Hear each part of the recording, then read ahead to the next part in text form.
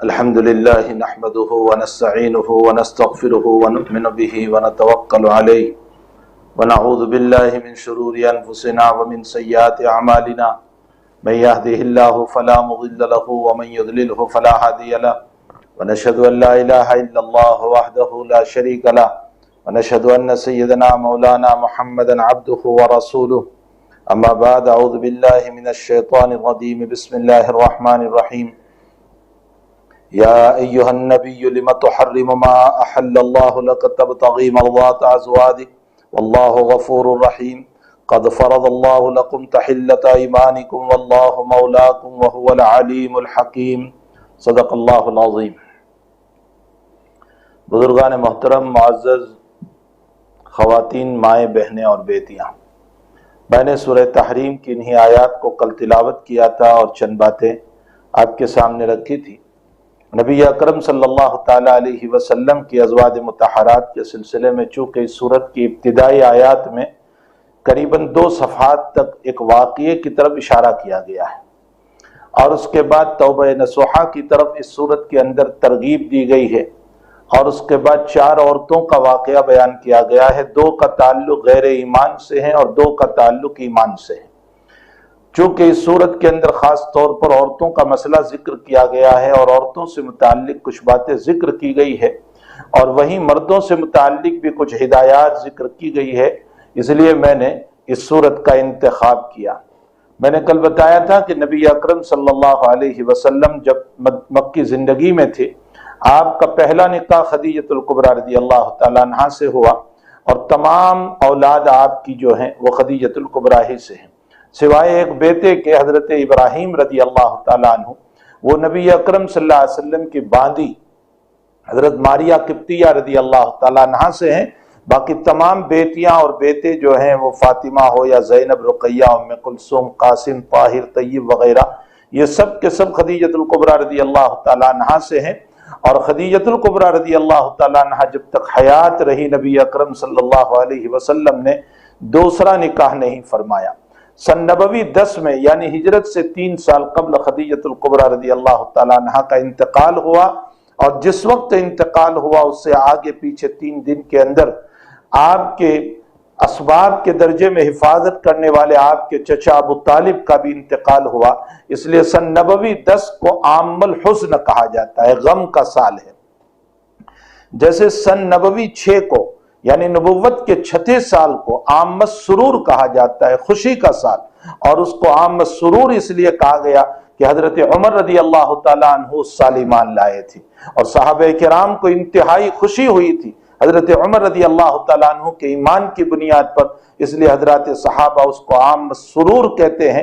اسی طرح سن نبوی 10 جو ہے وہ عام الحزن ہے، غم کا سال ہے، جس میں نبی اکرم صلی اللہ علیہ وسلم کی رفیق حیات، آپ پر جان نثار کرنے والی آپ کی زوجہ محترمہ خدیجۃ الکبریٰ رضی اللہ تعالیٰ عنہ دنیا سے تشریف لے گئے، اور اس کے ساتھ ساتھ چچا ابو طالب بھی دنیا سے چلے گئے، تو آپ پر اس کا بڑا صدمہ تھا، بڑا غم تھا، اور اسی صدمے کی تلافی کے لیے اور اسی کے بعد نبی اکرم صلی اللہ علیہ وسلم کا جانا ہوا طائف کی طرف، اور طائف سے واپسی پر پھر غموں کا اضافہ ہوا، اور ان غموں کی تلافی کے لیے اللہ جل شانہ نے معراج کرائی، اور معراج کے ذریعے سے آپ کو تسلی دی۔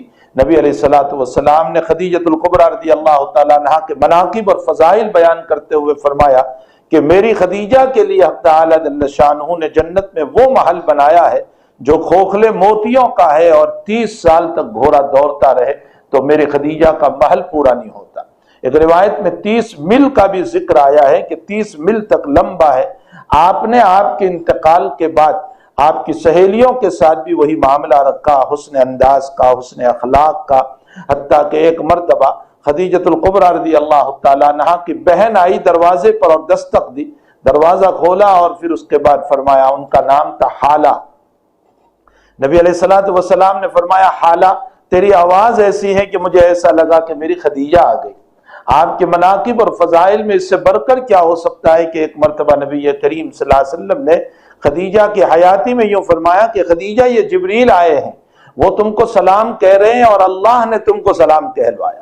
عجیب و غریب بات ہے کہ اب تعالی جل شانہ نے خدیجۃ الکبریٰ رضی اللہ تعالی عنہا کو سلام کہلوایا تو خدیجہ کا فہم فراست دیکھیے، کیا جواب دیا؟ یا رسول اللہ، اللہ کو میں تھوڑے ہی جواب دے سکتی ہوں وعلیکم السلام سے، اس لیے کہ یہ تو دعا ہے، اور دعا خالق کو کیسے دی جاتی ہے؟ اللہ هو السلام، اللہ تو خود سلامتی دینے والا ہے۔ یہ جواب دیا خدیجۃ الکبریٰ رضی اللہ تعالیٰ عنہا نے۔ بہرحال خدیجۃ الکبریٰ کے انتقال، جب تک حضرت خدیجہ حیات رہی وہاں تک نبی علیہ السلام نے دوسرا نکاح نہیں فرمایا، اور خدیجۃ الکبریٰ رضی اللہ تعالیٰ عنہا کا انتقال سن نبوی 10 میں، یعنی نبوت کے 10ویں سال میں۔ اس کا مطلب یہ نکلا کہ نبی اکرم صلی اللہ علیہ وسلم کی عمر گرامی قریباً 50 سال کی ہو چکی تھی۔ اس موقع پر اب آپ انداز لگائیں کہ 15 سال آپ سے بڑے تھے خدیجۃ الکبریٰ، تو جب آپ کا انتقال ہوا ہوگا تو اس وقت 65 سال کی آپ کی عمر ہوگی، اور نبی اکرم صلی اللہ علیہ وسلم کی عمر گرامی 50 سال کی تھی۔ اس کے بعد آپ نے دوسرا نکاح فرمایا حضرت سودا رضی اللہ تعالیٰ عنہ سے۔ حضرت سودا بھی بڑی عمر کی عورت ہے، اور بڑی عمر کی عورت سے آپ نے اس لیے نکاح فرمایا کہ آپ کی بچیاں چھوٹی تھیں، ان کی تربیت کی ضرورت تھی، ان کے ساتھ کوئی بڑی عمر کی عورت چاہیے جو ان کی دیکھ بھال کرے، اس لیے آپ نے حضرت سودا رضی اللہ تعالیٰ عنہ سے نکاح فرمایا۔ یہ دوسری بیوی ہے خدیجۃ الکبریٰ رضی اللہ تعالیٰ عنہ کے بعد۔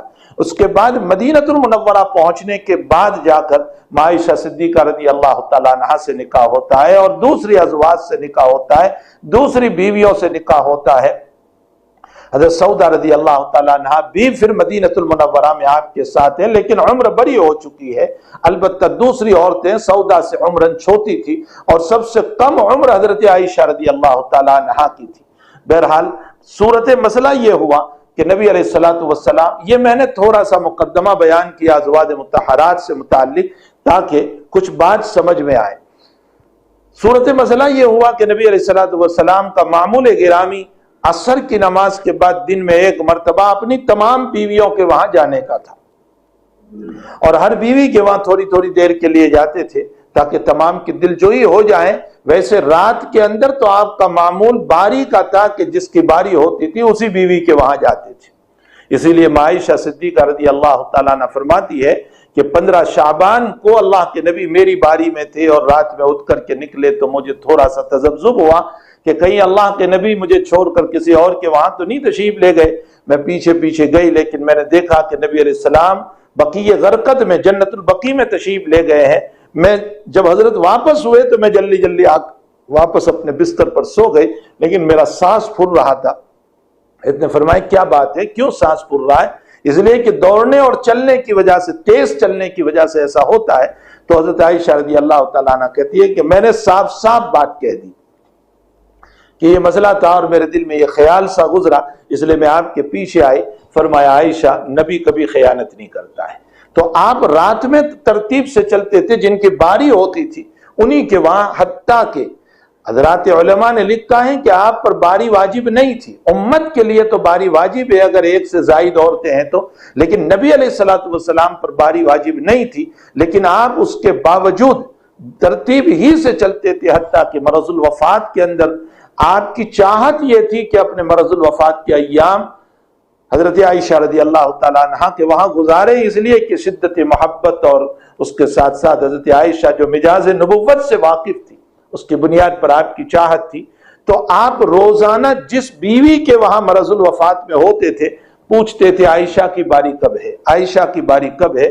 ساری ازواج یہ سمجھ گئی کہ آپ حضرت عائشہ کے وہاں جانا چاہتے ہیں، تو تمام عورتوں نے بخوشی آپ کو اجازت دے دی کہ آپ حضرت عائشہ کے وہاں تشریف لے جائیں۔ تو نبی علیہ الصلوۃ والسلام نے باوجود باری کے واجب نہ ہونے کے بڑی رعایت فرمائی ہے اس بات کی، لیکن چونکہ دن کے اندر کسی عورت کا مخصوص وقت نہیں ہوتا تھا، آپ تمام بیویوں کے وہاں جایا کرتے تھے۔ راجح قول پر حضرت زینب رضی اللہ تعالی عنہا بھی آپ کی زوجہ محترمہ ہے، اور آپ کی پھوپھی کی بیٹی ہے۔ حضرت زینب رضی اللہ تعالی عنہا کے وہاں عصر کے بعد حضرت زینب آپ کو شہد کا شربت پلاتی تھی، شہد ڈال کر شربت پلاتی تھی، جس کی وجہ سے حضرت کچھ دیر زیادہ وہاں بیٹھتے تھے، اس لیے کہ وہ شہد کا شربت بنتا، پھر آپ نوش فرماتے، اتنی تھوڑی سی دیر زیادہ ہو جاتی۔ اب یہ بات گرا گزری عائشہ صدیقہ رضی اللہ تعالیٰ عنہ اور حضرت حفصہ رضی اللہ تعالیٰ عنہ پر کہ بھلا آپ وہاں زیادہ بیٹھ رہے اور ہمارے وہاں پھر اس کی وجہ سے تھوڑا وقت کم ہو جاتا ہے. یہ جو کچھ بات ہو رہی ہے شدت محبت کی بنیاد پر ہو رہی ہے اور کوئی مسئلہ نہیں ہے. بس یہ شدت محبت ہے کہ ہمیں اتنا انتظار کرنا پڑ رہا ہے کہ آپ وہاں کچھ وقت زیادہ بیٹھ رہے ہیں اور ہمارے وہاں دیر سے آ رہے ہیں. اس لیے راجع قول پر حضرت عائشہ رضی اللہ تعالیٰ عنہ حضرت حفصہ رضی اللہ تعالیٰ عنہ نے آپس میں بات کی کہ نبی اکرم صلی اللہ علیہ وسلم اب جب میرے پاس یا تمہارے پاس پہلے آئے تو یوں کہیں گے ہم کہ آپ کے منہ سے کچھ بو آ رہی ہے. یہی بات چونکہ آپ کی جماعت کی ایک عورت سودا رضی اللہ تعالیٰ عنہ بھی تھی، اس لیے سودا کو بھی یہ بات کہی کہ تمہیں بھی یہی کہنا ہے. نبی علیہ الصلوۃ والسلام جب تشریف لائے حضرت عائشہ رضی اللہ تعالیٰ عنہ کے وہاں تو حضرت عائشہ رضی اللہ تعالیٰ عنہ نے فرمایا کہ حضرت آپ کے منہ سے کچھ مغافیر جیسی کچھ بو آ رہی ہے. فرمایا میں نے تو زینب کے وہاں شہد کا شربت پیا ہے اور تو کچھ نہیں. تو فرمایا بہت ممکن ہے کہ وہ شہد کی جو مکھیاں ہوں اسی طرح کی کوئی بدبودار چیز کو چوس کر کے لائی ہو اور وہ شہد میں آمیزش ہو گئی ہو جس کی وجہ سے وہ شہد کے اندر بدبو ہو. یہ تعویل کر لی عائشہ صدیقہ رضی اللہ تعالیٰ عنہا نے. نبی اکرم صلی اللہ تعالیٰ علیہ وسلم نے فرمایا اچھی بات ہے میں اپنے اوپر شہد کو حرام کر لیتا ہوں لیکن کسی کو کہنا مت. یہ شرط لگا دی. شہد کو حرام کر لیتا ہوں کی وجہ یہ تھی کہ تمہاری چاہت یہ ہے کہ میں وہاں زیادہ نہ بیٹھوں تو تمہاری خوش دلی کے خاطر میں اس کو چھوڑتا ہوں لیکن کسی کو کہنا مت. اس سے اشارہ کیا اس بات کی طرف کہ زینب کو اگر خبر پہنچی کہ میں نے شہد پینے کو حرام کر لیا ہے تو اس کو تکلیف ہوگی اور میں اس کو بھی تکلیف دینا نہیں چاہتا ہوں. یہ حسن کریمانہ اخلاق ہے نبی کریم صلی اللہ علیہ وسلم کے. نہ آپ اس بیوی کو ایذا پہنچانا چاہ رہے نہ آپ ان بیویوں کو ایذا پہنچانا چاہ رہے. مکارم اخلاق سے آپ کے حضور پاک صلی اللہ تعالیٰ علیہ وسلم کے یہی وجہ ہے کہ آپ نے اپنی زندگی میں کسی کو ایذا نہیں پہنچائی، کسی کو تکلیف نہیں پہنچائی، آپ کی ذات اقدس سے کسی کو تکلیف نہیں پہنچی. بہرحال عائشہ سے بتایا کہ کسی کو کہنا مت. قرآن کریم خود اس واقعے کو نقل کر رہا ہے کہ اللہ تعالیٰ نے حضرت نبی کریم صلی اللہ علیہ وسلم نے فرمایا کہ تم وَإِذَا سَرَّ النَّبِيُّ إِلَى بَعْضِ أَزْوَاجِهِ حَدِيثًا. یہ بات چھپانے کی تھی لیکن چونکہ عورتیں ذوف قلب ہوا کرتی ہے، عورتیں جو ہے بہت کم کسی بات کو برداشت کر سکتی ہے اور بہت کم اپنے پیٹ میں رکھ سکتی ہے. عورتوں کا مزاج باتوں کو اپنے پیٹ میں رکھنے کا نہیں ہوا کرتا ہے. اسی لیے لطیفہ بہت مشہور ہے کہ اگر کسی باتوں کی اشاعت اور پھیلانا ہو تو اپنی بیوی سے کہہ دو شام تک میں وہ بات اپنے گھر سے نکل کر مکان کے باہر جا کر کے چوراہے پر پہنچ جائے گی. پھر عورتوں کا مزاج یہ ہوتا ہے کہ کسی کو کہنا مت. یہ کسی کو کہنا مت میں 100 عورتوں تک کسی کو کہنا مت کا سلسلہ چلتا ہے، یہاں تک کہ اخیر میں یہ بات پورے گاؤں میں مشہور ہو جاتی ہے. تو بہرحال عائشہ صدیقہ رضی اللہ تعالیٰ عنہ ہے تو عورت ذات ہے. بہرحال آپ نے حضرت حفصہ رضی اللہ تعالیٰ عنہ کو یہ کہہ دیا کہ میں نے نبی کریم صلی اللہ علیہ وسلم کو یہ بات کہی ہے. ادھر حفصہ نے بھی یہ بات کہی کہ حضرت کچھ بدبو سی آ رہی ہے. ادھر سودا نے بھی، بلکہ سودا تو حضرت عائشہ کا اتنا خوف کہ سودا فرماتی ہے بخاری شریف کی روایت میں کہ میرے دروازے پر قدم رکھا اور میرے جی میں آیا کہ میں جلدی سے وہ بات کہہ دوں کہ آپ کے منہ سے بو آ رہی ہے. بیٹھنے بھی نہ دوں اس سے پہلے یہ حضرت عائشہ کا رعب تھا سودا رضی اللہ تعالیٰ عنہ پر. لیکن فرمایا میں نے صبر کیا اور بیٹھے. اب یہ جو کہ میں حرام کرتا ہوں یہ حفصہ کو بھی نہیں کہا تھا، یہ سودا کو بھی نہیں کہا تھا، یہ حضرت عائشہ رضی اللہ تعالیٰ عنہ کو کہا تھا. لیکن حضرت عائشہ رضی اللہ تعالیٰ عنہ نے حضرت حفصہ رضی اللہ تعالیٰ عنہ کو یہ بات بتا دی کہ نبی کریم صلی اللہ علیہ وسلم نے اپنے اوپر شہد کو حرام کر لیا. اس کا مطلب یہ نکلا کہ اب زینب کے وہاں یہی وجہ ہے کہ دوسرے دن جب زینب کے وہاں پہنچے ہیں تو فرمایا حضرت زینب نے کہ میں شہد بنا کر کے شربت بنا کر کے لاؤں. تو فرمایا نہیں میرا جی نہیں چاہ رہا ہے. آپ نے یہ تعویل کر لی کہ میرا یہ نہیں کہا کہ میں نے حرام کر لیا ہے تاکہ ان کو ایذا نہ ہو، میرا جی نہیں چاہ رہا ہے. قرآن کریم اس کی طرف اشارہ کر رہا ہے یا ایھا النبی لم تحرم ما احل اللہ. اللہ نے جس چیز کو حلال کیا ہے یعنی شہد، اس کو آپ نے حرام کیوں کر لیا؟ لیکن یہ حرام کرنا بحیثیت قسم تھا نہ کہ بحیثیت عقیدہ تھا. شریعت میں عقیدے کے اعتبار سے اگر شریعت کے حلال کو حرام کرتا ہے وہ خارج عن الایمان ہے. اللہ نے جس چیز کو حلال کیا اگر عقیدہ یہ بنا لے کہ یہ میں حرام، شریعت نے جو حلال کیا ہے میں اس کو حرام سمجھتا ہوں، ناجائز سمجھتا ہوں، تو شریعت کے حلال کو عقیدتاً حرام سمجھنے والا یہ ایمان سے خارج ہو جاتا ہے۔ اسی طرح حرام کو حلال سمجھنے والا، جیسے سود حرام ہے، ایک آدمی سود کو کہہ رہا ہے کہ میں کھا رہا ہوں، ٹھیک ہے کھا رہا ہے، گناہ ہوگا، فاسق کہا جائے گا، لیکن ایک آدمی یوں کہہ رہا ہے سود حلال ہے، قرآن تو سب کچھ بکواس کرتا رہے، میں نہیں مانتا ہوں، ارے یہ بھی تجارت ہے وہ بھی تجارت ہے، کیا فرق پڑا؟ یہ عقیدے کا مسئلہ آیا، اور نص قطعی سے ثابت ہونے والے مسئلے کو جب عقیدتاً جس کو حرام کیا گیا ہے حلال کرو گے تو ایمان سے نکل جاؤ گے۔ تو یہ عقیدے کا مسئلہ نہیں تھا، یہ مسئلہ صرف اتنا تھا کہ ایک قسم کا مسئلہ تھا۔ اب قسم کے باب میں بھی بعض علماء تو فرماتے ہیں کہ نبی اکرم صلی اللہ تعالی علیہ وسلم نے اپنے اوپر جو شہد کو حرام کیا تھا اس میں قسم کا کوئی لفظ تو آپ نے بولا ہی نہیں تھا، تو قسم کے کفارے کی بھی کیا ضرورت رہی آپ کو؟ لیکن راجح قول یہ ہے کہ آپ نے کفارہ بھی ادا کیا ہے، جیسا کہ علامہ قرطبی رحمۃ اللہ علیہ نے اور دیگر مفسرین نے لکھا ہے کہ آپ نے اس کے بعد کفارہ ادا کیا ہے۔ تو یہ قسم کا مسئلہ تھا، اپنے اوپر حرام کر لیا کہ میں شہد کو حرام، یعنی ایک قسم ہو گئی۔ اور قسم کا مسئلہ، یمین کا مسئلہ یہ ہوتا ہے کہ اگر کوئی اس طرح قسم کھا لے تو اس کی بنیاد پر وہ چیز حرام تو نہیں ہوتی، مسئلہ سمجھ لیں۔ صرف ایک مسئلہ ایسا ہے شریعت میں کہ جس میں حرام کرنے سے انسان کے اوپر وہ حرام ہو جاتی ہے، اور وہ ہے زہار۔ بیوی اس پر حرام ہو جاتی ہے جب تک کہ وہ اس کا کفارہ نہ ادا کرے۔ باقی میں کھانا حرام کر لوں، قسم کھا لیتا ہوں میں فلاں چیز، اس سے حرام نہیں ہوتی، اس لیے کہ وہ اللہ نے منزل من اللہ حلال کی ہے، تو حرام کیسے ہوگی؟ لیکن چونکہ قسم کا مسئلہ ہے اس لیے کفارہ دینا پڑے گا، تو نبی اکرم صلی اللہ علیہ وسلم نے کفارہ بھی دیا ہے۔ علامہ قرطبی نے ایک بات یہ بھی لکھی ہے، لیکن اگر کوئی طبعی طور پر کسی چیز کو ناپسند کرے تو یہ اس صورت میں نہ قسم میں داخل ہے نہ عقیدے میں داخل ہے۔ مثلا کسی کی چیز یقیناً اللہ تعالیٰ نے گوشت کو حلال کیا ہے، لیکن کوئی طبعی طور پر اس کو نہیں کھاتا ہے تو اس سے کوئی مسئلہ نہیں ہوگا، یہ ایک مباح کا مسئلہ ہو گیا، اس سے شریعت کے اندر اس پر کوئی حکم عائد نہیں ہوتا ہے، اس کی طبیعت ہے۔ حکیم الامت حضرت اقدس تھانوی نور اللہ مرکزہ سہارنپور کے ہاسپٹل میں تھے، حضرت شیخ نور اللہ مرکزہ مولانا محمد زکریا صاحب رحمۃ اللہ علیہ دودھ لے کر کے پہنچے۔ حضرت اقدس تھانوی نے فرمایا مولوی زکریا مجھ سے پوچھ تو لیتے کہ کیا پیو گے، اس لیے کہ طبعاً میرا جی دودھ پینے کو نہیں ہے، لیکن اب میرے سامنے دو مسئلے آ گئے، ایک طرف نبی علیہ السلام نے فرمایا کہ کوئی دودھ پیش کرے تو اس کو واپس نہ کرو، اور ایک طرف میری طبیعت کا مسئلہ ہے۔ پھر حضرت نے فرمایا طبیعت کو مغلوب کرتا ہوں، سنت کو غالب کرتا ہوں، لاؤ دو گھونٹ پی لوں تاکہ سنت رسول پر عمل ہو جائے۔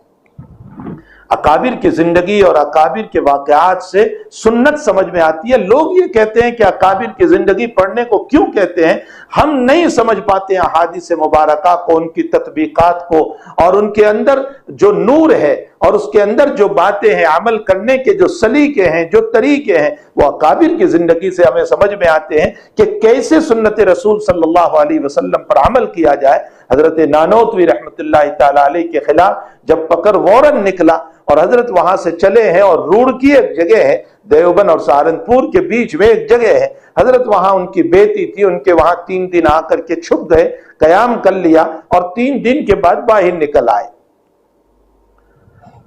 لوگوں نے کہا کہ حضرت ابھی تو وہ تلاش کرنے والے آپ کو تلاش کر ہی رہے، آپ اندر ہی رہیے، آپ کیوں باہر نکل آئے؟ فرمایا میرے نبی علیہ الصلوۃ والسلام 3 ہی دن غار ثور میں چھپے تھے ہجرت کے موقع پر، بس میں نے بھی اسی سنت پر عمل کرتے ہوئے 3 دن اپنے آپ کو چھپا لیا، بس اس کے بعد اب سنت رسول سے مجھے زیادہ ثبوت نہیں ملتا، اس لیے میں بھی نکل آیا۔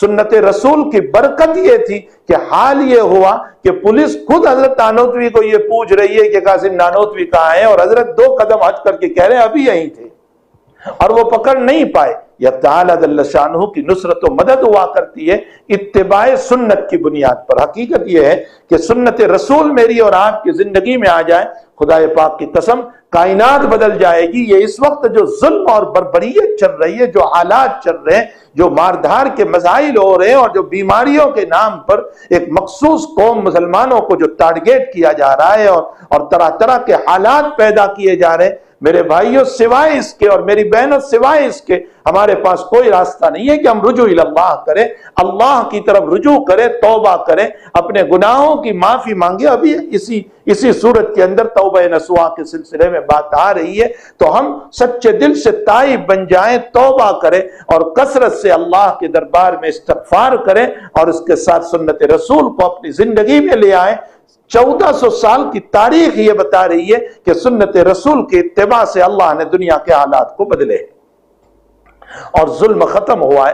اگر میں اور آپ ہم بھی سنت رسول صلی اللہ علیہ وسلم پر عمل کریں گے تو اللہ کی نصرت اترے گی، اللہ کی مدد اترے گی، اللہ کا تعاون اترے گا، اور ہدایت ملے گی ان لوگوں کو جو ظلم و بربریت کر رہے ہیں۔ لیکن ہمیں اپنے اخلاق کو بدلنے کی، اپنے کردار کو بدلنے کی، اپنے گناہوں کو چھوڑنے کی، اپنے گندے معاشرے کو چھوڑنے کی بہت ضرورت ہے۔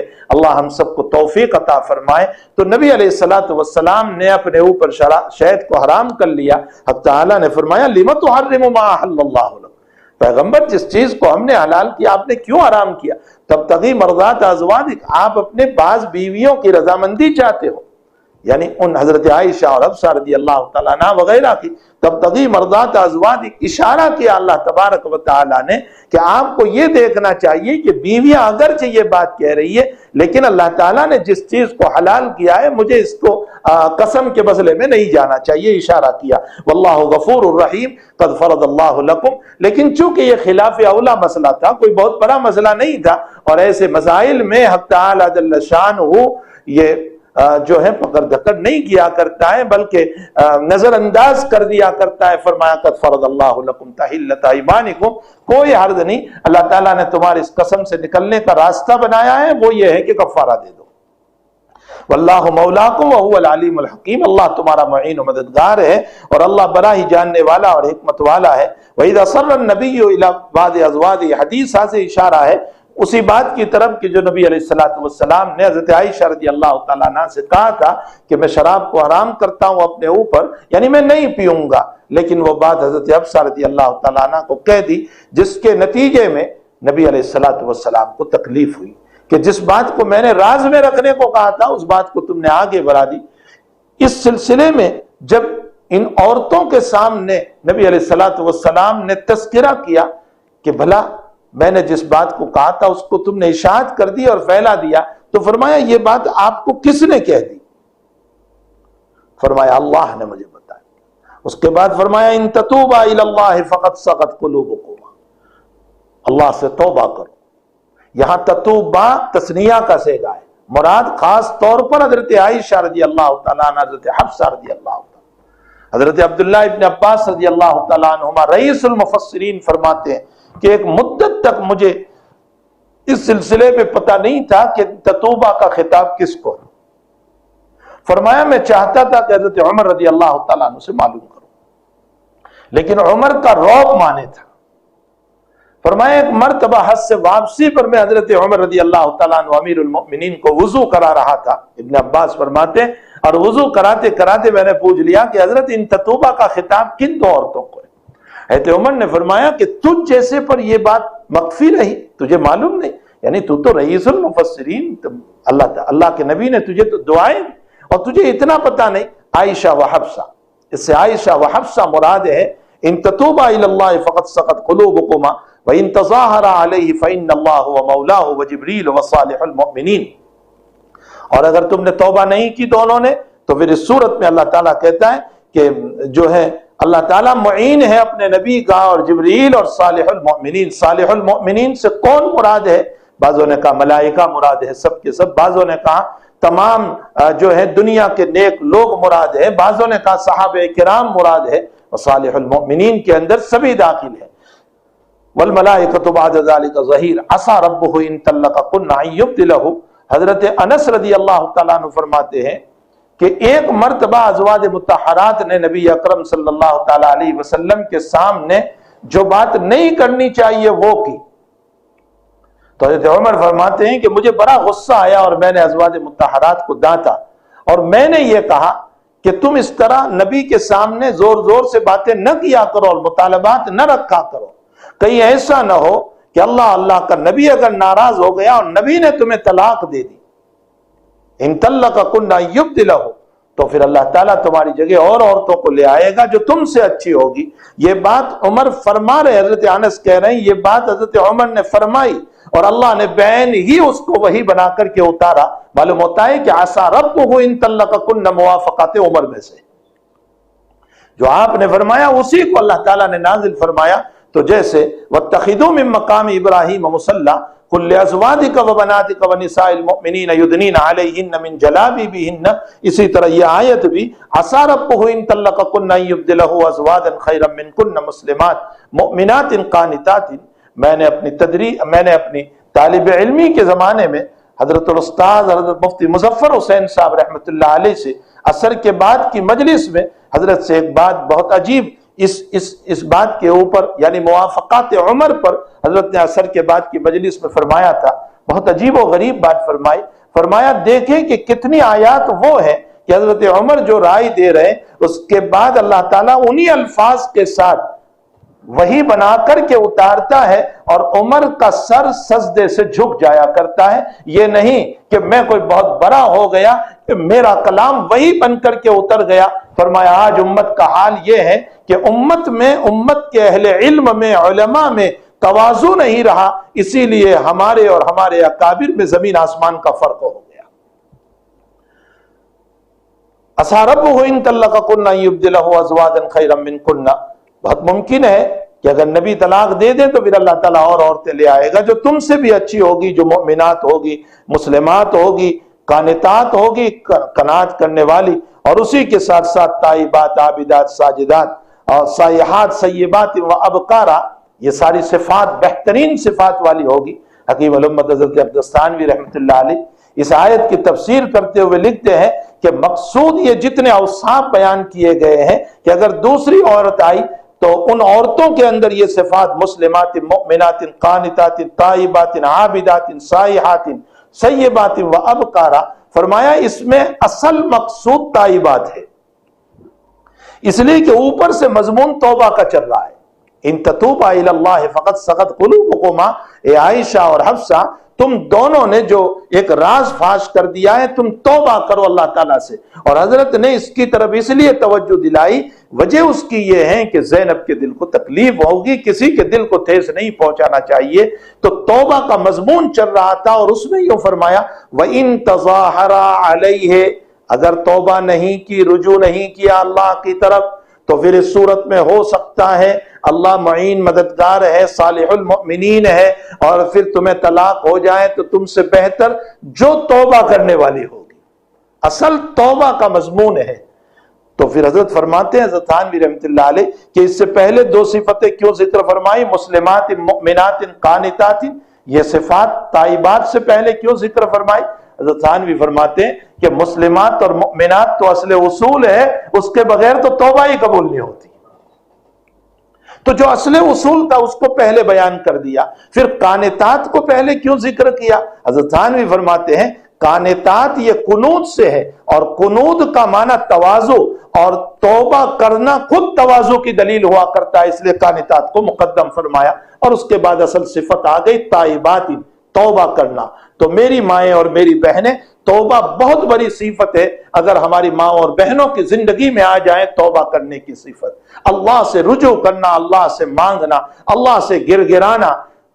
عید کے موقع پر نبی اکرم صلی اللہ تعالی علیہ وسلم نے مردوں کے اندر خطبہ دیا اور اس کے بعد عورتوں کے اندر تشریف لے گئے، اور آپ نے عورتوں کو یوں فرمایا یا معاشر النساء تصدقنا فإنی رأیتکن اکثر اہلہا النساء، اے عورتوں کی جماعت تم صدقہ کرو، خوب صدقہ کرو، اس لیے کہ جہنم میں نے سب سے زیادہ عورتوں کو دیکھا۔ فرمایا یا رسول اللہ کیوں عورتیں زیادہ جہنم میں جائے گی؟ صحابیات نے سوال کیا کیوں عورتیں جہنم میں زیادہ جائے گی؟ حضرت نے فرمایا تم میں دو صفتیں بہت بری ہیں، ایک صفت یہ ہے کہ تم شوہر کی نافرمانی بہت کرتی ہو، تکفرن العشیر، شوہر کی نافرمانی کرتی ہو، اور دوسری بری صفت تکثرن اللعنہ، غیبت بہت کرتی ہو۔ آگے جو دو واقعات دو نبیوں کے آ رہے اس میں یہی صفت تھی، تکثرن اللعنہ، تم لان تان بہت کرتی ہو، تم غیبت بہت کرتی ہو، تم برائی بہت کرتی ہو۔ اس کی بنیاد پر نبی علیہ السلام فرماتے ہیں کہ میں نے سب سے زیادہ جہنم میں عورتوں کو دیکھا۔ اللہ ہماری ماں اور بہنوں کو ان بری عادات سے بچائیں اور غیبت سے بچائیں، اور اگر کسی موقع پر غیبت ہو جائے تو اس صورت میں جس کی غیبت کی ہے اس سے معافی مانگ لیں، اور معافی مانگنے میں اس بات کا تذکرہ کرنے کی کوئی ضرورت نہیں ہے کہ میں نے یہ غیبت کی، یہ غیبت کی۔ بس یوں کہہ دو کہ مجھ سے کہا سنا کچھ گیا ہو تو مجھے معاف کر دو، بس اتنا کافی ہے۔ مجھ سے کچھ کہا سنا گیا ہو مجھے معاف کر دو۔ ہمارے اکابر کا دستور یہ ہے کہ جب ساتھ رہتے تھے اور الگ ہوتے تھے تو اتنا کہہ دیا کرتے تھے، بھائی کہا سنا معاف کیجیے، یعنی اگر سفر کے اندر کوئی بات ہو گئی تو اسے معاف کیجیے۔ تو اس کے لیے جو بات غیبت کی ہے اس کے ذکر کرنے کی کوئی ضرورت نہیں۔ ایک اجمالی طور پر، مجمل طور پر یوں کہہ لو کہ بھئی مجھ سے کوئی بات ہو گئی ہو تو آپ مجھے معاف کر دینا، اور سامنے والے نے کہہ دیا کہ ہم نے معاف کر دیا، اس سے بھی معافی ہو جائے گی۔ بلکہ صوفیاء نے لکھا ہے کہ اگر تم نے اس چیز کا تذکرہ کیا جو غیبت تم نے کی تھی، اس کو اگر سامنے والے کے سامنے ذکر کیا اپنی صفائی کے لیے، تو تم نے مزید اس کو تکلیف پہنچائی، اس کے دل کو اور دکھایا۔ اس لیے اس کے ذکر کی کوئی ضرورت نہیں، اجمالی طور پر معافی مانگ لو، بھئی مجھ سے کوئی بات ہو گئی ہو تو مجھے معاف کر دینا، اس سے معافی ہو جاتی ہے اگر سامنے والا اس کو معاف کر دیتا ہے۔ بہرحال حق تعالی جل شانہ نے فرمایا کہ عسیٰ ربہ ان طلقکن ان یبدلہ ازواجا خیرا منکن مسلمات مؤمنات قانتات تائبات عابدات سائحات ثیبات وابکارا۔ اس کے بعد خاص طور پر ایک مضمون اللہ تعالیٰ ذکر فرماتے ہیں جہاں عورتوں کی تربیت کا مسئلہ آ گیا، اور نبی اکرم صلی اللہ تعالیٰ علیہ وسلم نے اپنے عورتوں کو جو باتیں ارشاد فرمائی اور اللہ تعالیٰ نے اس کو وحی بنا کر کے اتارا، تو اب مسئلہ آیا ہے ایمان والو قوا انفسکم واہلیکم نارا، اپنی ذات کو بھی جہنم کی آگ سے بچاؤ اور گھر والوں کو بھی۔ گھر میں آ گئے بیوی بھی، گھر میں آ گئے بچے بھی، تمام کو جہنم کی آگ سے بچاؤ۔ صرف بیوی سے کھانا پکوانا اور بیوی سے آرام لینا اور بیوی کو اپنا فراش بنانا اور بیوی کو اپنا بستر بنانا یہی بات نہیں ہے، بلکہ بیوی کو عبادت کی طرف متوجہ کرو، سنت کی طرف متوجہ کرو، اللہ کے نبی کی فرمودات کی طرف متوجہ کرو۔ ہمارا کھانا تاخیر ہو جائے تو پسند کر لو، لیکن اس کی فرض نماز نہیں چھوٹنی چاہیے۔ ہمارے کھانے میں نمک کم ہو جائے برداشت کر لو، لیکن اس کی فرض نماز نہیں چھوٹنا چاہیے۔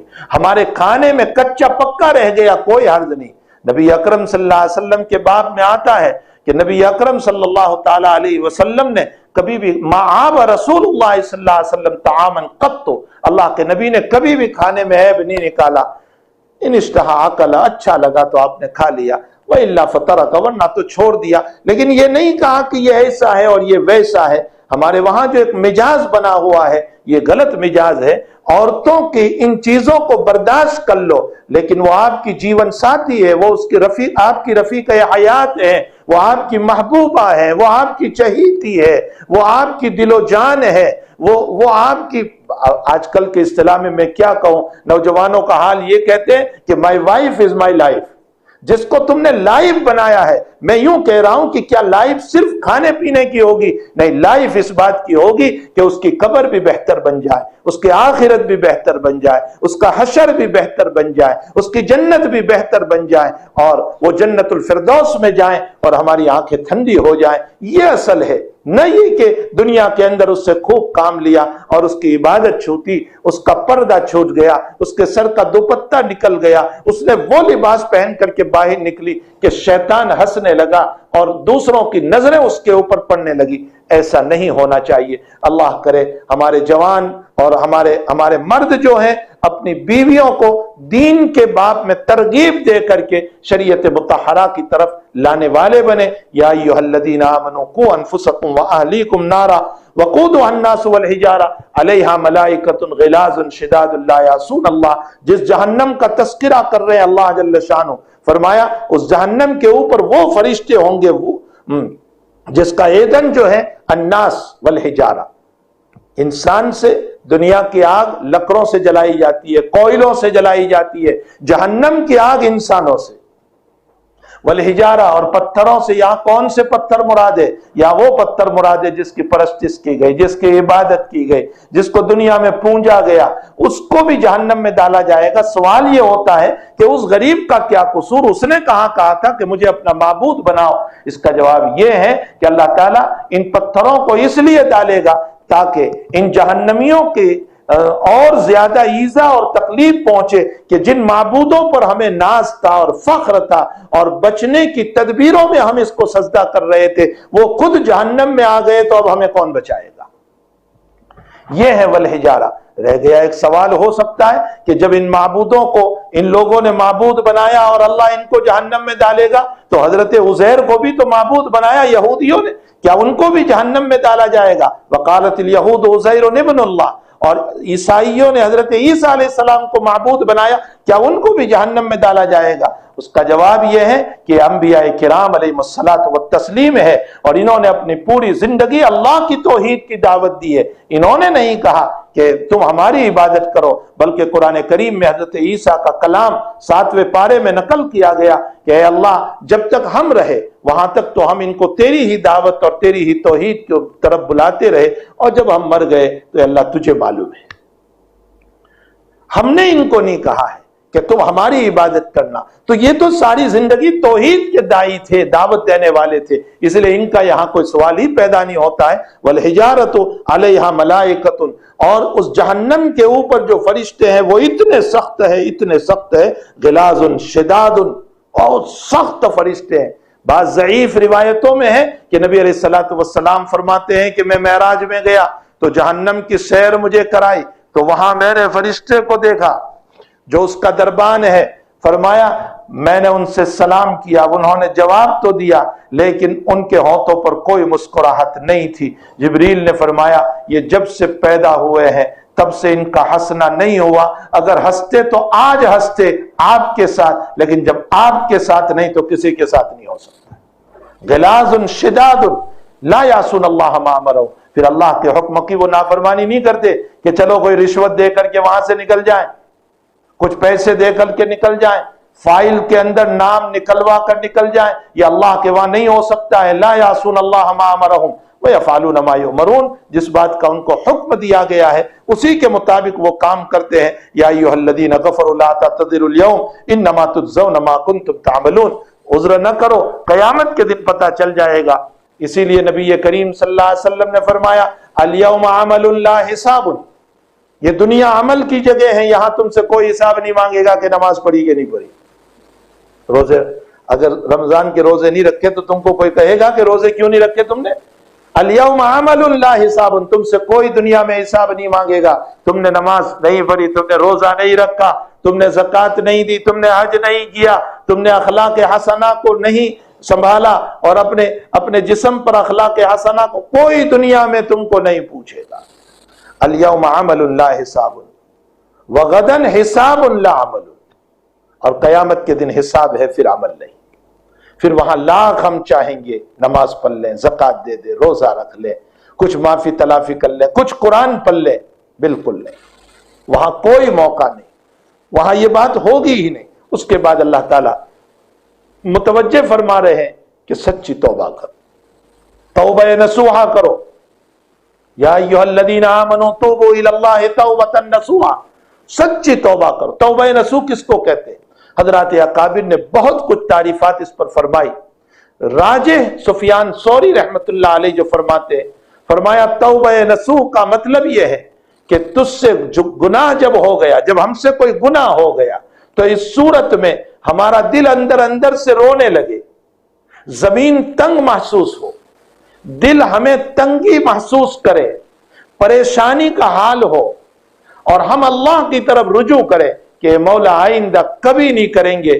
فرمایا نہ کرنے کا عزم آئندہ، اور جو ہو گیا اس پر ندامت و آنسو اور دل میں تنگی اور زمین بھی تنگ معلوم ہونے لگے تو سمجھو کہ توبہ نصوحہ ہے۔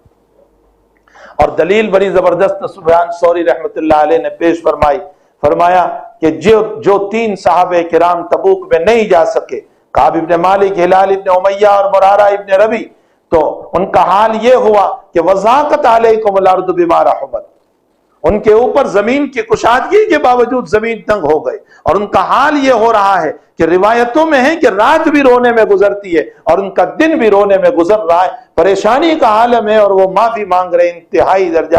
آپ انداز لگائیں کہ وہ کیا حال ہوگا ان 3 صحابہ کرام کا۔ ایسے ہی ان کا تذکرہ قرآن میں نہیں آ گیا، ان کی توبہ کا بیان قرآن میں نہیں آ گیا ہے، آخر ان کی وہ دل کی ندامتیں تھی کہ قرآن نے ان کی توبہ کا تذکرہ فرمایا۔ تو سفیان ثوری رحمت اللہ علیہ فرماتے ہیں کہ ہم سے کوئی گناہ ہو جائے تو ہمیں زمین تنگ معلوم ہونے لگے، ہمارا دل گھٹنے لگے اندر میں کہ یہ میں نے کیا کر لیا، یہ مجھ سے کیا ہو گیا، میرے رب کا، میرے رب کی میں نے کیا بغاوت کر لی، اس کی نعمت کتنی زبردست تھی اور میرا کیا حال ہو گیا۔ اور پھر اس چیز کا بار بار تذکرہ اور نہ کرنے کا عزم آئندہ، اور جو ہو گیا اس پر ندامت، فرمایا اس کو توبہ نصوحہ کہتے ہیں۔ اور فرمایا کہ یہ دونوں صفت یعنی آئندہ نہ کرنے کا عزم اور پچھلے گناہ پر ندامت، افسوس اور رونا، یہ تبھی ہو سکتا ہے جبکہ دل بے چین ہوگا۔ وضاقت علیکم الارض، زمین کی تنگی اور دل کی بے چینی کے بغیر یہ صفت نہیں ہو سکتی ہے، ورنہ تو رسمی توبہ تو ہو سکتی ہے اور پھر وہاں سے نکل کر پھر وہی گناہ کرے گا۔ یہاں رسمی توبہ مراد نہیں ہے، ہاں یہ ضرور ہے آپ نے اور میں نے پکی توبہ کر لی، اور اس پکی توبہ کے بعد دوبارہ اگر گناہ ہو گیا نفس کی شرارت کی بنیاد پر، بدماشی کی بنیاد پر، نفس ہے، پکی توبہ کی تھی لیکن پھر گناہ ہو گیا، تو پھر حضور پاک صلی اللہ علیہ وسلم نے فرمایا اب بھی تو اپنے رب سے نہ شرمانا بلکہ دوبارہ معافی مانگ لینا۔ تو 100 مرتبہ اگر توبہ کرے گا اور توبہ کو توڑ دے گا، حق تعالی 100 مرتبہ تیری توبہ کو قبول فرمائے گا۔ یہ رحمت خداوندی ہے۔ بہرحال میں انشاءاللہ تعالی کسی موقع پر صفت الرحمن علم القرآن پر 2-3 باتیں سورہ رحمان کے سلسلے میں ذکر کروں گا۔ یا تعالی جل شانہ نے جو سورہ رحمان کے شروع میں 4 باتیں ذکر فرمائی، رحمان علم القرآن، خلق الانسان، علمہ البیان، اس میں کیا راز ہے، وہ کیا باتیں اس کے اندر کہ ان 4 صفات کو اب تعالی جل شانہ نے ذکر فرمایا، کسی اور چیز کو ذکر نہیں فرمایا، وہ بہت محتم بشان بات ہے، انشاءاللہ کسی موقع پر عرض کروں گا۔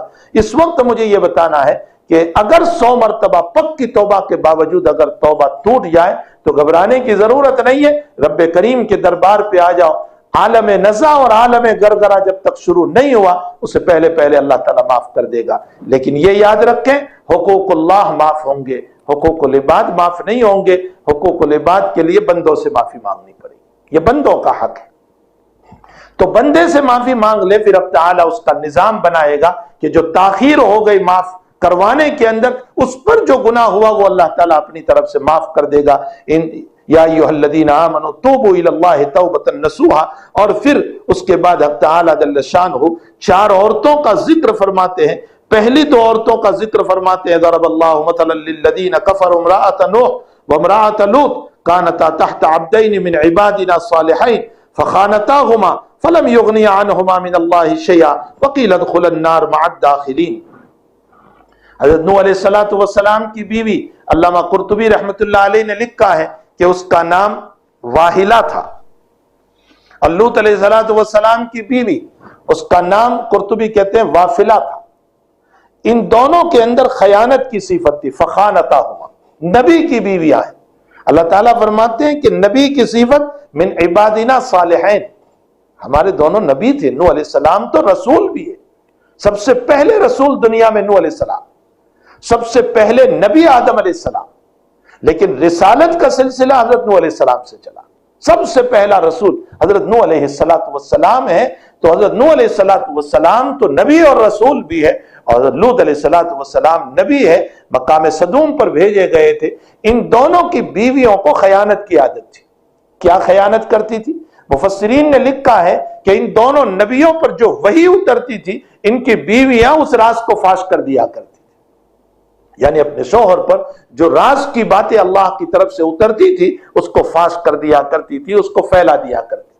بعضوں نے کہا کہ نوح علیہ السلام کی بیوی کی عادت یہ تھی کہ حضرت نوح علیہ السلام کو اپنے شوہر کو خود پاگل کہتی تھی، مجنون کہتی تھی، اور لوط علیہ السلام کی بیوی کی عادت یہ تھی کہ حضرت لوط علیہ السلام کے وہاں کوئی مرد مہمان آتا تو یہ عورت باہر جا کر کے لوگوں کو بتا دیا کرتی تھی لوط کے وہاں مہمان آئے ہیں۔ یہ بھی ایک خیانت کی بات ہو گئی۔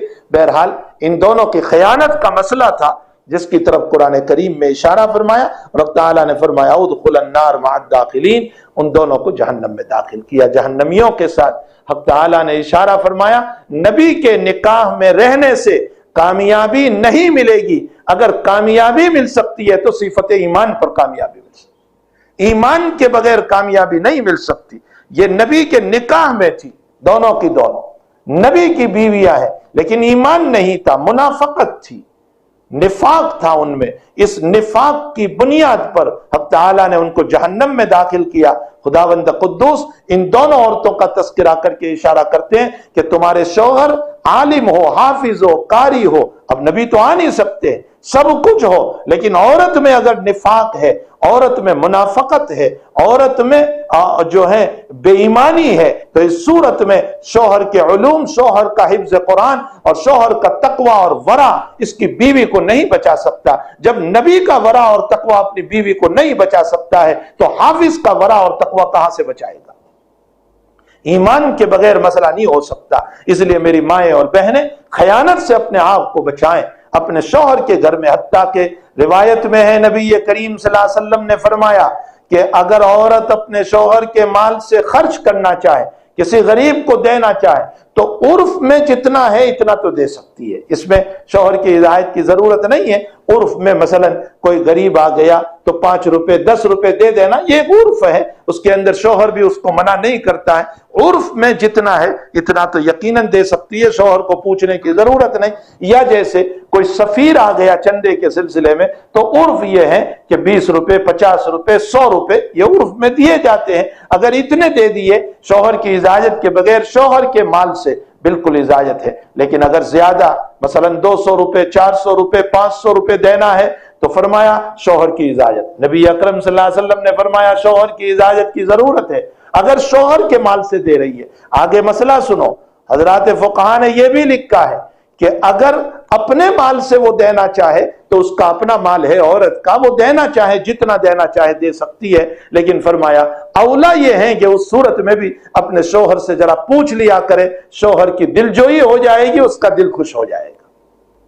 یہاں تک کا اہتمام کروایا گیا عورت کے پاس، اور فرمایا شوہر، اسی لیے نبی اکرم صلی اللہ تعالی علیہ وسلم نے اچھی عورت کی تعریف فرمائی، المرأۃ الصالحہ، فرمایا الدنیا کلھا متاع، دنیا پوری کی پوری استعمال کی چیز ہے، وخیر متاع الدنیا المرأۃ الصالحہ، لیکن دنیا میں حق تعالی جل شانہ نے بہترین اگر کوئی چیز عطا فرمائی تو نیک عورت۔ نبی علیہ السلام نے فرمایا نیک عورت۔ سوال ہوا کہ نیک عورت ہے کون، کس کو نیک عورت کہا جاتا ہے؟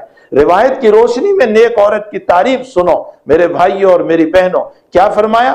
فرمایا کہ نیک عورت اس کو کہا جاتا ہے شوہر کی موجودگی میں، شوہر کی موجودگی میں اپنی ذات کو محبت اور پیار کے ساتھ پیش کرے، اور شوہر کی عدم موجودگی میں، شوہر کے گھر سے جانے کے بعد اس کے مال کی اور اپنی ذات کی حفاظت کرے۔ بہت جامع بات فرمائی، شوہر کا مال خیانت نہ کرے، اٹھا کر کسی کو نہ دے دے، اور دوسرے نمبر پر اپنی ذات کسی پرائے مرد کے حوالے نہ کرے، شوہر کی غیر حاضری میں شوہر کے مال کی اور اپنی ذات کی حفاظت کرے، اور شوہر کی موجودگی میں محبت پیار اور دلار کے ساتھ پیش آئے۔ یہ مرأۃ الصالحہ ہے، یہ نیک عورت کہی جاتی ہے۔ تو اگر خیانت ہے، منافقت ہے، بے ایمانی ہے، تو اس صورت میں شوہر کا تقوی اور ورع یہ قیامت کے دن بیوی کو نہیں بچا سکتا ہے۔ اس کے بعد 2 عورتوں کا واقعہ ذکر کر رہے ہیں۔ ان 2 عورتوں میں اصلاً واقعہ تو فرعون کی بیوی کا ہے، لیکن ضمناً فرعون کی بیوی کا استقلال علی الایمان ہے تو حضرت مریم کا بھی استقلال علی الایمان ہے۔ اس مناسبت سے مریم کا واقعہ ذکر کر دیا۔ حضرت آسیہ رضی اللہ تعالیٰ عنہ کا واقعہ قرآن کریم میں وضرب اللہ مثلا للذین آمنوا امرأۃ فرعون اذ قالت رب ابن لی عندک بیتا فی الجنہ ونجنی من فرعون وعملہ ونجنی من القوم الظالمین۔ فرعون کی بیوی آسیہ، میں مختصر جو ابن کثیر نے واقعہ لکھا ہے اس کی طرف اشارہ کروں کہ فرعون کی بیوی آسیہ ایمان کیسے لائی۔ اب علامہ ابن کثیر رحمۃ اللہ علیہ نے ابو العالیہ کے حوالے سے نقل کیا کہ فرعون کے گھر میں مشاطہ تھی، کنگا کرنے والی. وہ فرعون کی ایک دوسری بیوی تھی، اس سے بچی پیدا ہوئی تھی. اس بچی کا کنگا کر رہی تھی وہ مشاطہ اور کنگا کرنے والی نوکرانی. اتنے میں کنگھی گر گئی تو اس نوکرانی کی زبان سے نکلا تعیس من کفر باللہ، ہلاک ہو جائے جس نے اللہ کے ساتھ کفر کیا. تو فرعون کی بیٹی کہنے لگی من اللہ غیر ابی، میرے باپ کے علاوہ اللہ کون ہے؟ یعنی میرا باپ فرعون ہے اللہ؟ کہا نہیں، میرا اللہ وہ ہے ربی و رب ابیک، جو میرا بھی رب ہے اور تیرے باپ کا بھی رب ہے. فرعون کو یہ بات بیٹی نے بتا دی.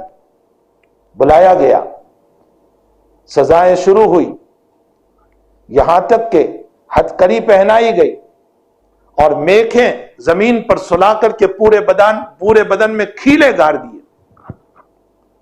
لیکن ایمان پر مضبوطی. اس عورت کی زبان سے جملہ نکلا فقض ما انت قاض، تجھے جو کرنا ہو کر لے، لیکن میں اپنے رب کو نہیں چھوڑوں گی. اس کا استقلال علی الایمان دیکھا تو اسی کے منہ پر ایک روایت کے مطابق اس کے معصوم بچے کو، جیسے ابن کثیر نے نقل کیا، اسی کے منہ پر اس کے معصوم بچے کو رکھ کر اس کو ذبح کر کے اس کا خون اس کے منہ میں ڈالا، اور ایک قول کے مطابق اس کو گرم تیل میں ڈال دیا ماں کے سامنے. آپ انداز لگائیں کیسا وہ وقت ہوگا، ہمارے پاؤں تلے سے زمین نکل جائے گی اگر میرے بچے کے ساتھ اس طرح کا مسئلہ کیا جائے. لیکن وہ استقلال علی الایمان تھا اس کا، وہ جمی رہی. اخیر میں اس نوکرانی کو بھی قتل کر دیا گیا، وہ شہید ہو گئی لیکن ایمان نہیں چھوڑا. اس کے استقلال کو دیکھ کر، اس کے ایمان پر جماوت کو دیکھ کر فرعون کی بیوی آسیہ کو یقین ہو گیا کہ وہی رب سچا ہے، موسیٰ علیہ السلام کی شریعت سچی ہے. وہ بھی ایمان لے آئے. فرعون نے مشورہ کیا اپنے وزراء سے، لوگوں نے پہلے تعریف کی، کہا کہ جتنی اچھی تھی وہ عورت. فرعون نے کہا کہ وہ مجھے چھوڑ کر کسی اور کو مان رہی ہے، موسیٰ کو مان رہی ہے. بلاکن لوگوں نے کہا اس کو سخت سزا دی جائے. سزا یہ طے ہوئی، پہلے بہلایا پھسلایا سمجھایا، حضرت آسیہ ماننے کے لیے تیار نہیں.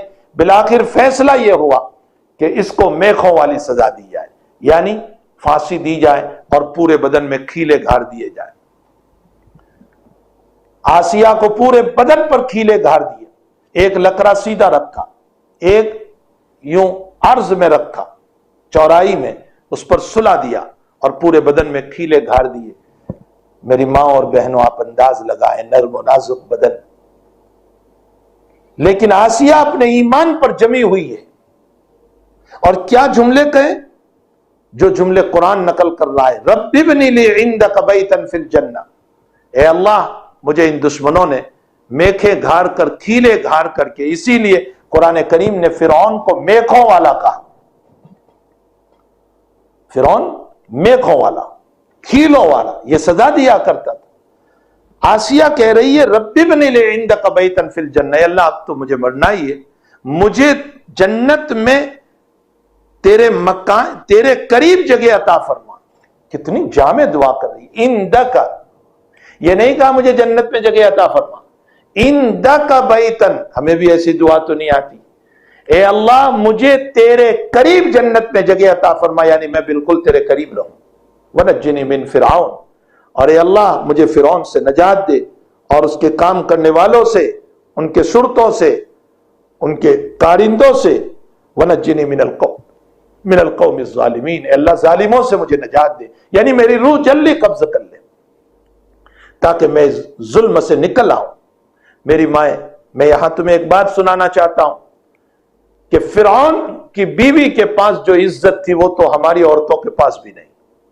اس کے شوہر کو لوگ سجدہ کرتے تھے، اس کو لوگ رب کہتے تھے. خزانوں کی کمی نہیں تھی آسیہ کے پاس، سونے کی کمی نہیں تھی، یاقوت و جواہرات کی کمی نہیں تھی. وہ جس فرش مخمل کے اوپر چلتی ہوگی وہ میرے اور آپ کے مکان میں نہیں. وہ جس بیڈ کے اوپر سوتی ہوگی وہ سونے کا بیڈ ہوگا. وہ سونے کا بیڈ اور سونے کے جواہرات اور وہ یاقوت اور لولو اور مرجان اور شاندار بنگلہ اور شوہر کی عزت کا عالم یہ ہے کہ لوگ سجدہ کر رہے ہیں اس کو رب کہہ کر. نہ عزت کی کمی، نہ دولت کی کمی، نہ شہرت کی کمی، کسی چیز کی کمی نہیں، لیکن آسیہ کے سامنے اپنا ایمان تھا، اس دولت شہرت اور عزت کا کوئی مسئلہ نہیں تھا۔ لات ماری ان تمام چیزوں کو اور اللہ کی پیاری ہو گئی، لیکن ایمان نہیں چھوڑا۔ میری مائیں اور بہنیں، اتنی دولت تو ہمارے پاس بھی نہیں، اتنی عزت تو ہمارے پاس بھی نہیں، اتنی شہرت تو ہمارے پاس بھی نہیں، وہ فرش مخمل ہمارے پاس نہیں، وہ بیگ ہمارے پاس نہیں، وہ سونا ہمارے پاس نہیں جو اس فرعون کی بیوی کے پاس تھا، لیکن اس نے ایمان کو ترجیح دی اور ان تمام کو چھوڑ دیا۔ ہمیں یہ واقعہ سبق دیتا ہے کہ میری ماؤں اور بہنوں، ایک طرف ایمان آ جائیں اور ایک طرف دولت آ جائیں، دولت کو چھوڑ دینا، ایمان کو قبول کر لینا، ایمان پر اپنی جان دے دینا، ایمان پہ جم جانا، چاہے پیسے چلے جائیں، چاہے دولت چلی جائے، چاہے عزت چلی جائے، لیکن اپنے ایمان کو نہ چھوڑنا۔ دوسرا واقعہ حضرت مریم علیہ السلام کا، وَمَرْيَمَ ابْنَتَ عِمْرَانَ الَّتِي أَحْسَنَتْ فَرْجَهَا فَنَفَخْنَا فِيهِ مِنْ رُوحِنَا وَصَدَّقَتْ بِكَلِمَاتِ رَبِّهَا وَكُتُبِهِ وَكَانَتْ مِنَ الْقَانِتِينَ۔ فرمایا مریم علیہ السلام جو حضرت عمران علیہ السلام کی بیٹی ہے، عمران علیہ السلام اللہ کے نبی تھے، ان کی بیوی حاملہ تھی، ان کا انتقال ہو گیا، اس کے بعد مریم علیہ السلام پیدا ہوئی، لیکن مریم کی تعریف کرتے ہوئے سورہ تحریم میں اللہ تعالیٰ فرماتے ہیں احسنت فرجہا، مریم نے اپنی ذات کی بڑی حفاظت کی۔ معلوم یہ ہوتا ہے عورت کا وصف خاص یہ ہونا چاہیے کہ وہ اپنی شرمگاہ، اپنے بدن اور اپنی ذات کی حفاظت کرنے والی ہو، وہ قبل نکاح بھی اپنی ذات کسی کے حوالے نہ کرے، بعد نکاح بھی اپنی ذات کسی کے حوالے نہ کرے۔ قرآن یہ بتا رہا ہے کہ حضرت مریم علیہ السلام نے جب اپنی ذات کی حفاظت کی تو اس سے ایک پاک دامن لڑکا پیدا ہوا جس کو نبی بنایا گیا، عیسیٰ علیہ السلام۔ میری ماں اور بہنوں، اگر ہماری مائیں اور بہنیں پاک دامنی اختیار کرے گی تو اب نبی تو پیدا نہیں ہو سکتا، لیکن اس آیت سے یہ سبق ملتا ہے کہ اس سے اولیاء اللہ ضرور پیدا ہو سکتے ہیں، اس سے حفاظ پیدا ہوں گے، اس سے دین کے دائی پیدا ہوں گے، اس سے راتوں میں رونے والے پیدا ہوں گے، اس سے اللہ والے پیدا ہوں گے۔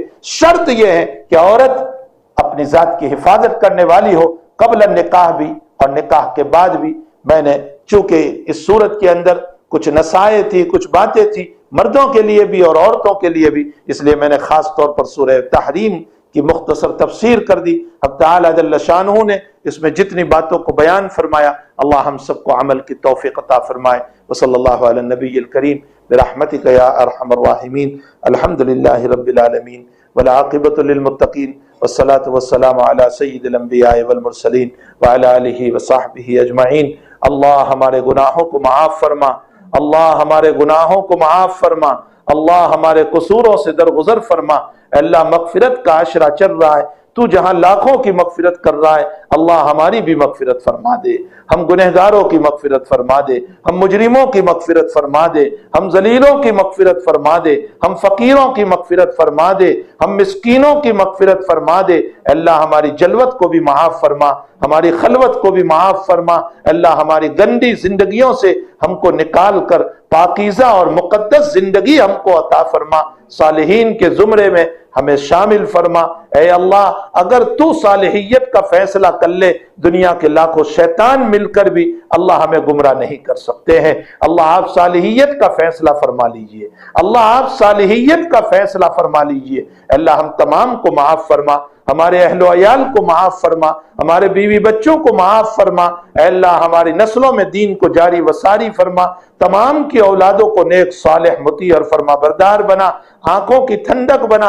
اے اللہ بگڑنے سے، پھسلنے سے، ضلالت سے، گمراہیوں سے، غلط راستوں سے، غلط صحبتوں سے، غلط طریق سے ہماری بھی، ہماری نسلوں کی بھی، اے اللہ تمام امت مسلمہ کی اور امت مسلمہ کی اولادوں کی اور نسلوں کی اے اللہ پورے پوری حفاظت فرما۔ الہ العالمین جو بیمار ہے سب کو شفاء دائمہ مستمرہ عطا فرما۔ اے اللہ جو تیرے پیارے ہو چکے، مرحوم ہو چکے، ان کی قبروں کو نور سے منور فرما۔ اے اللہ ہمارے والدین کی مغفرت فرما، ہمارے اقارب رشتہ داروں کی مغفرت فرما۔ اے اللہ پوری امت مسلمہ کی مغفرت فرما۔ الہ العالمین جو کچھ ہم نے مانگا اپنے فضل سے عطا فرما، نہیں مانگا اپنے فضل سے نصیب فرما۔ اللہ ہم سب کی دعاؤں کو اپنے فضل و کرم سے قبول فرما۔ وصلی اللہ علی النبی الکریم برحمتک یا ارحم الراحمین۔